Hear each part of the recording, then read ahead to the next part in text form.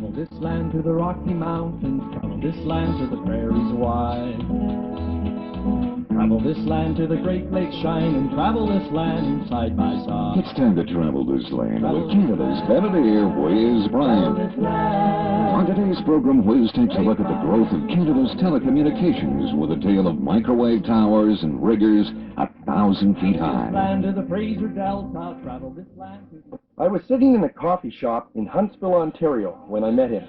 I had just finished singing the Stompin' Tom song when the bridge came tumbling down, about steel workers who were killed building the Second Narrows Bridge in Vancouver in June of 1958.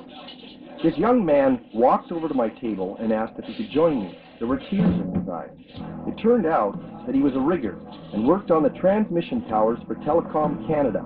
And the previous week, a friend of his and fellow rigger had plunged 400 feet to his death while working the towers. And my strong belts were fruits tumbling down, it made you cry.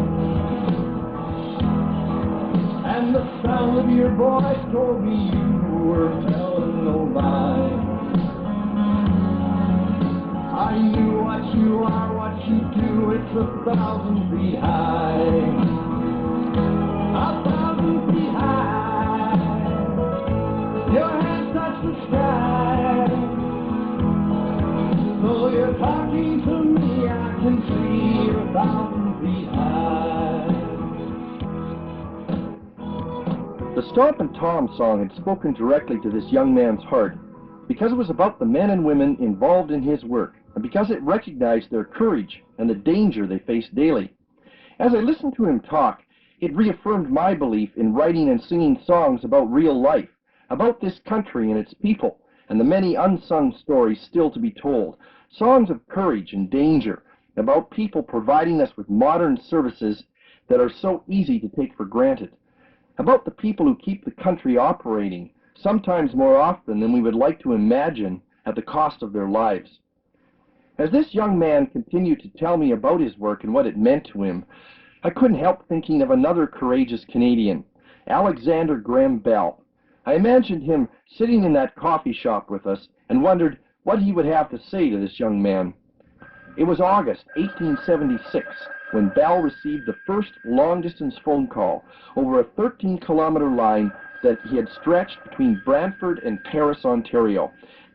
This was the incredible event that began our Canadian obsession with communication and has brought us from those early days of the telephone to our present information age, where now, in addition to voice transmission, we have complete computer banks of data sold over our telecommunication lines. Would Bell be amazed? I wonder if he would. Belonging to no one, your job is just getting it done. Flying that telecom tower like a bird in the sun. New line is humming, signal transmitting time. But you don't seem to care when you're standing up there, there's no time. 1,000 feet high, your hands touch the sky. So you're talking to me, I can see you're 1,000 feet high.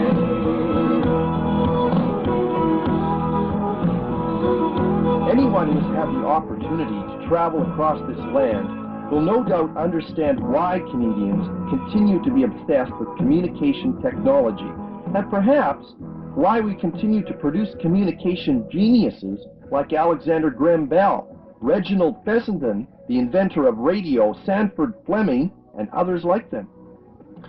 With a population of less than 30 million and thousands of miles of rugged geography, only telecommunication permit us to overcome the constraints of time and distance. Only our incredible communication systems provide us with the means to end our isolation and give us the resources to be a nation. Most of us have seen the lines of transmission towers that link us from sea to sea, cutting across a farmer's field or carving a swath through a thick forest of trees. These are the high-frequency microwave towers that my friend the rigger maintains. Towers that send and receive signals, equipped with electronic switchers, 4-wire loop connectors, and other devices that I would never claim to understand, but which are this man's stock and trade as he works away hundreds of feet above the ground. Did you know that communications technology is the cornerstone of Canada's industrial strategy? Well, I didn't either, but think about it. It certainly makes more sense than considering ourselves as just a supplier of not so endless raw resources to the other affluent industrial countries of the world. Through the growth and development of communications, we have perhaps our greatest opportunity to seek advantage in an increasingly competitive world economy. Why? Because information is power, and communications technology is the deciding factor in the prevailing influence and distribution of that power. An invading army's first targets are the occupation of power installations, broadcast facilities, and all of those communication technologies that put us and keep us in touch with each other. Information is the wealth of our time, not banks, but vast computer banks of data and minds and voices transmitting and receiving across the miles. And yet, in spite of all this, and in spite of the contribution of people like media philosopher Marshall McLuhan, also a Canadian, by the way, we still have a world where over 1 billion people, and growing, can neither read nor write. A world where 75% of the world's telecommunications are found in only 8 of the world's 175 countries. It appears as though we still have a long way to go.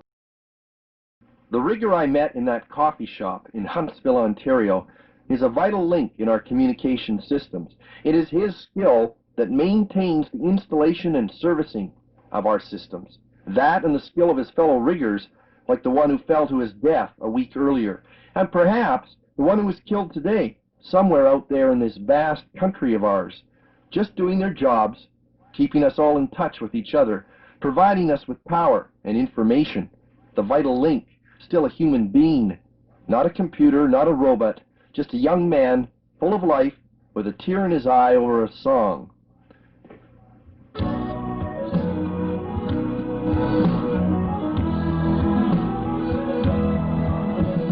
Last week a rigger fell from 400 feet,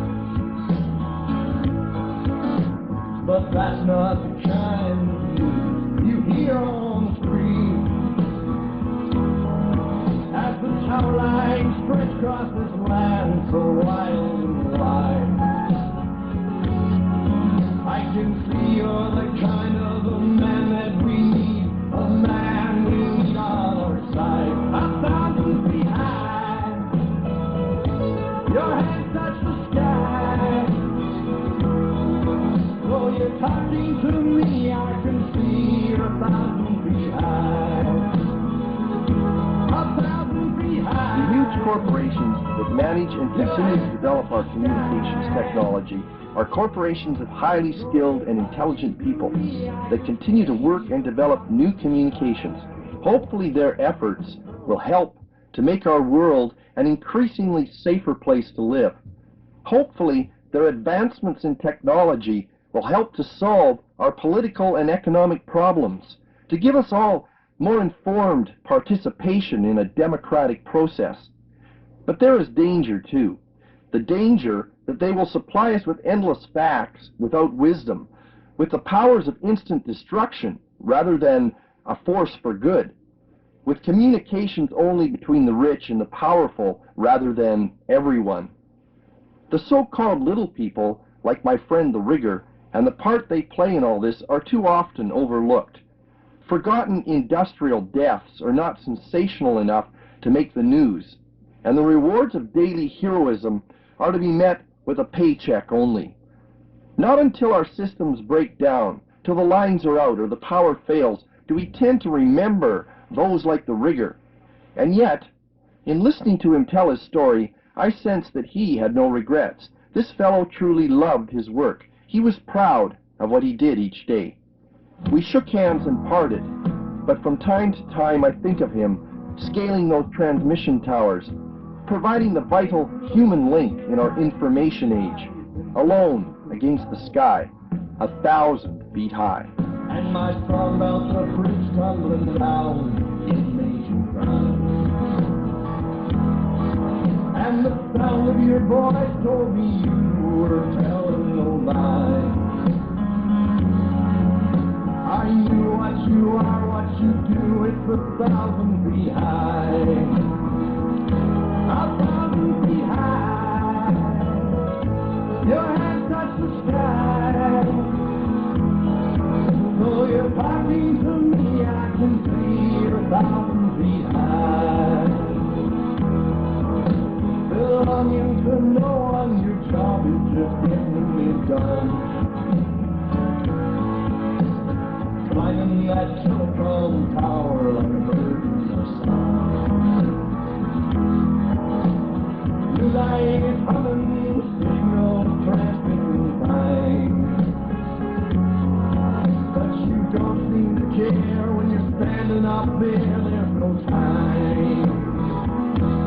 1,000 feet high, your hands touch the sky. So you're talking to me, I can see you're 1,000 feet high.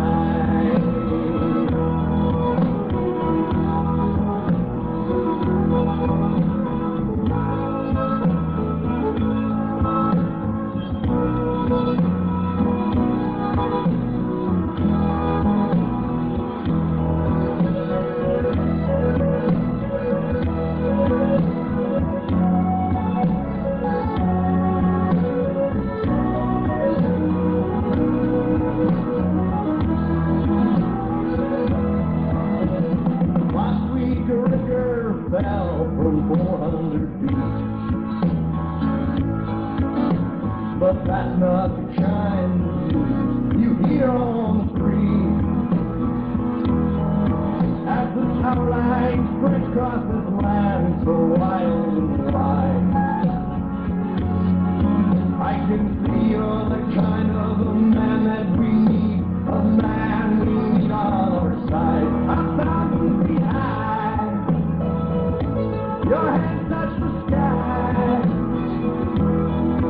So you're talking to me, I can see you're 1,000 feet high. 1,000 feet high. Your hands touch the sky. So you're talking to me, I can see you're 1,000 feet high. So you're talking to me, I can see you're 1,000 feet high.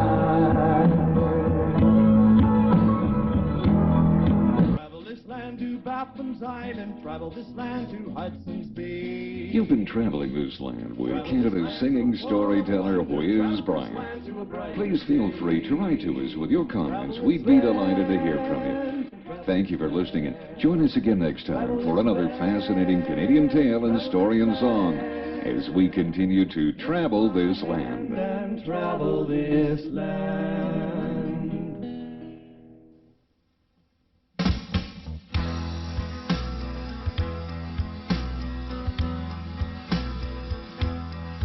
When you looked me right in the eyes and said you could fly, and my song about the bridge tumbling down, it made you cry. And the sound of your voice told me you weren't telling no lie. I knew what you are, what you do, it's 1,000 feet high. 1,000 feet high. Your hands touch the sky. Though you're talking to me, I can see you're 1,000 feet high. Belonging to no one, your job is just getting it done. Climbing that telecom tower like a bird in the sun. New line is humming, signal is transmitting fine. But you don't seem to care when you're standing up there, there's no time. 1,000 feet high, your hands touch the sky. Though you're talking to me,